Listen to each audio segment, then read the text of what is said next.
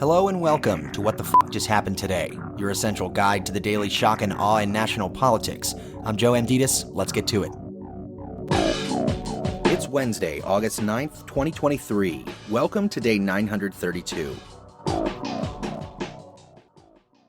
Special Counsel Jack Smith obtained a search warrant for Trump's Twitter account earlier this year as part of the investigation into Trump's efforts to overturn the 2020 election. This, according to a newly unsealed court filing. Twitter was forced to hand over the records and pay $350,000 for defying a judge's deadline to comply with a DOJ search warrant. The filing also reveals that the special counsel obtained a non-disclosure order which prohibited Twitter from disclosing the existence or contents of the search warrant to any person.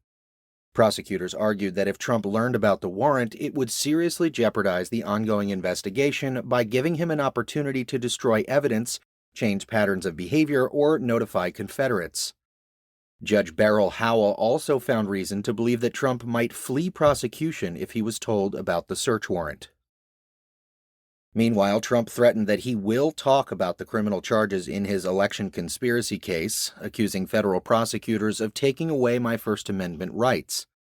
Last week, Special Counsel Jack Smith asked a judge to impose a so-called protective order after Trump posted messages to his social media platform saying, "If you go after me, I'm coming after you."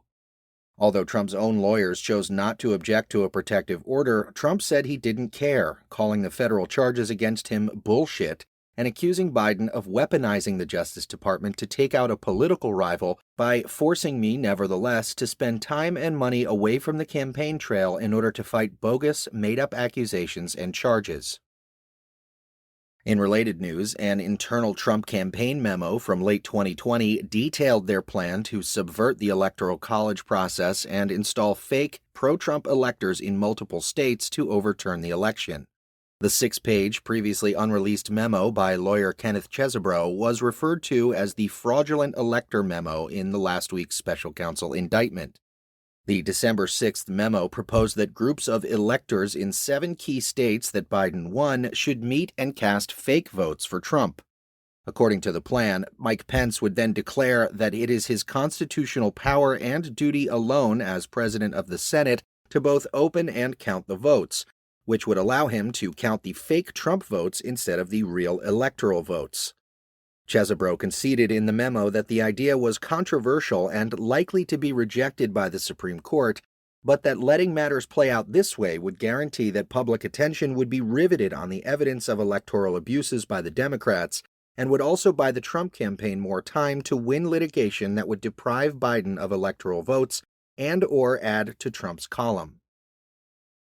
Moving on, Ohio voters rejected a Republican-backed ballot measure to raise the threshold to amend the state's constitution ahead of a November referendum on whether to enshrine abortion rights in the state constitution. With 97% of precincts reporting, 56.7% voted against the measure, while 43.3% voted to support it, according to the Ohio Secretary of State office. Since the Supreme Court ruled that women do not have a constitutional right to an abortion last year, voters in Michigan, Vermont, and California have enshrined abortion rights into their state constitutions. Voters in Kansas and Kentucky, meanwhile, rejected referendums to change their constitutions to explicitly say they do not provide a right to abortion. And finally, Florida Governor Ron DeSantis suspended a second elected state attorney, saying she was clearly and fundamentally derelict in her duty.